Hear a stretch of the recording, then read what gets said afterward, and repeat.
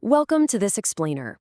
Okay, today we're taking a huge step back from all the hype and, honestly, stripping away the ridiculous coding jargon that usually surrounds this topic. Our goal today is super simple. We want to build a wholesome, first principles understanding of what AI agents actually are, and more importantly, how you can start designing them yourself. So whether you are a complete beginner or a pretty informed user just looking for a solid mental model, you are absolutely in the right place. Let's get right into it. All right, let's kick things off by completely shattering a pretty common illusion. When you interact with a standard conversational AI, it can really feel like it's, doing things behind the scenes. But most of the time, it's really just talking. It's simply predicting the next word and responding to your prompts. An AI agent, on the other hand, is a fundamentally different beast. It is an entire system designed to decide, take action, actually observe the results of that action, and then decide again. The easiest way to anchor this in your mind is this one contrast. A chatbot talks, but an agent takes action in a continuous loop. Think of a chatbot as a really knowledgeable receptionist. You walk up, ask a question, they answer, and, well, that's it. It stops there. An AI agent is much more like a scrappy junior assistant who actually has a set of tools. You hand them a goal, and they can actively choose what to do next to make that happen. So it's not just a conversation partner. It is a worker. And the craziest part about this whole thing? There is literally no magic under the hood. An agent is just made up of 4 highly digestible parts. When you see an AI that seems startlingly capable, I promise you, it's just these 4 mechanisms: a goal, context, tools, and a decision cycle. They're just working together so incredibly fast that the whole system starts to feel alive. If you can wrap your head around these 4 parts, you can basically explain any agent you'll ever encounter. Let's map these technical parts to everyday human analogies, just to make the mystery fade entirely. First, the goal gives direction. It's exactly like putting a destination into your GPS. Then you have context, or memory.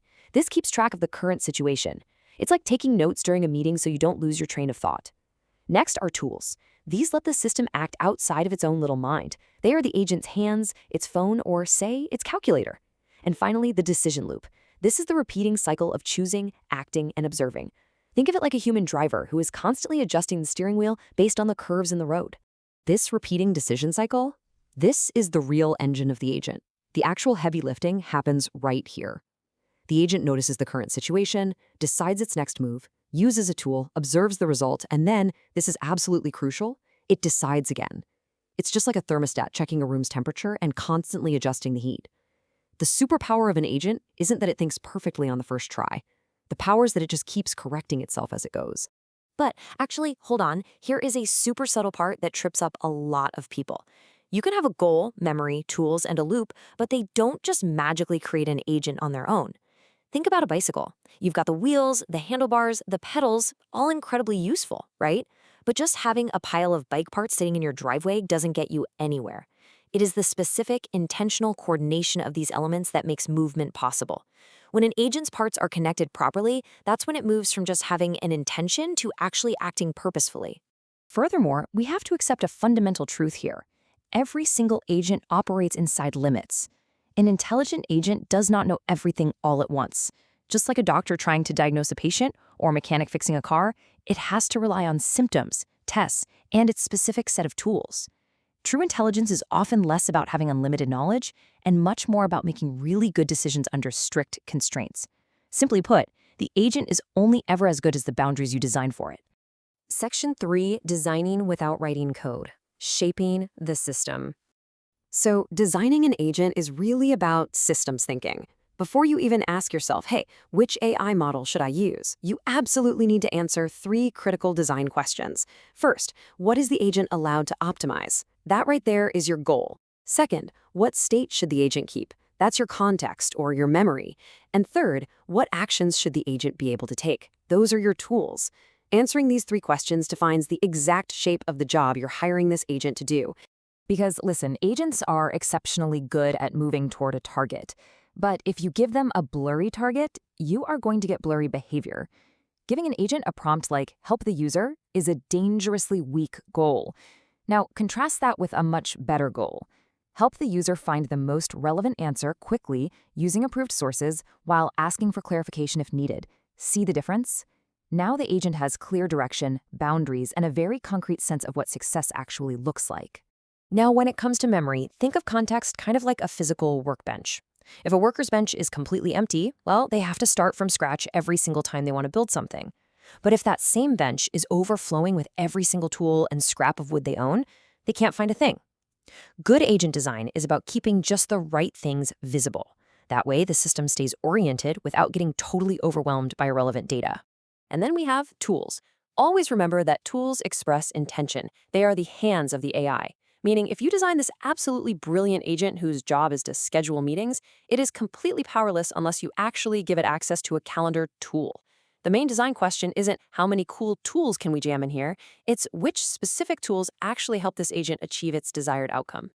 Okay, I want to let you in on a little secret used by top-tier builders. The hidden skill in all of this is actually deciding what not to automate. A good agent shouldn't always do everything for you. Because they operate under constraints, sometimes the smartest design choice is to have the system stop right before a risky decision and just ask a human. Should the agent just draft an email and let you hit send? Probably. Good agent design looks a lot less like complete hands-off automation and much more like responsibility design. Let's make this super concrete.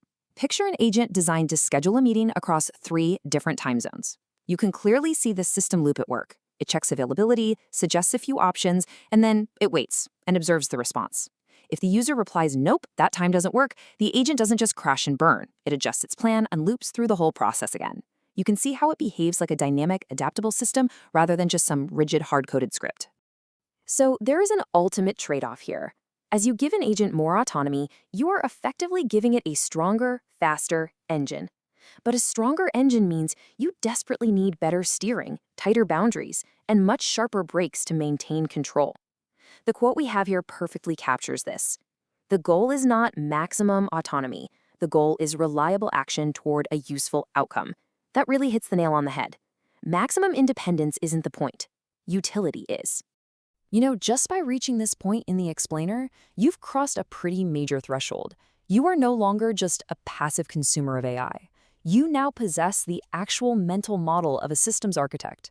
From now on, when an agent fails or acts a little clumsy, you won't just throw your hands up and blame the AI. You'll be able to look under the hood and spot exactly whether it's missing a clear goal, the right context, or the proper tools. And that is the builder's edge. So the illusion of magic is completely gone, right? It's been replaced by a clear, structured loop of observing, deciding, and acting. And that leaves us with just one final question. In the workflows of tomorrow, are you going to let AI operate as a mysterious black box that manages you? Or are you going to use this new builder's edge to design the loops that manage it? Thank you so much for joining this explainer, and happy building.